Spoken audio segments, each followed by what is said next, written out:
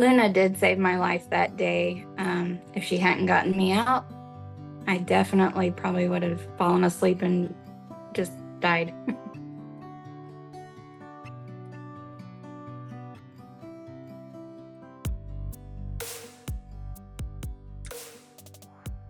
She did not come from the best of owners previously, but she still is very loving. So that's why I've decided to make her a therapy dog.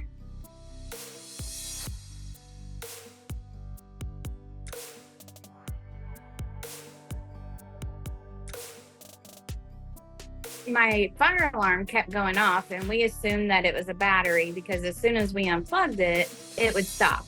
But when Luna started acting up and then I started getting a headache, we just something ain't right.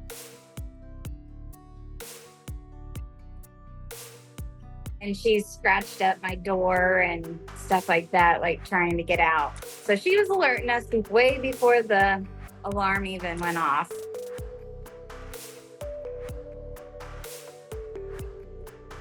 I called maintenance, and maintenance called the fire department, and they all came out.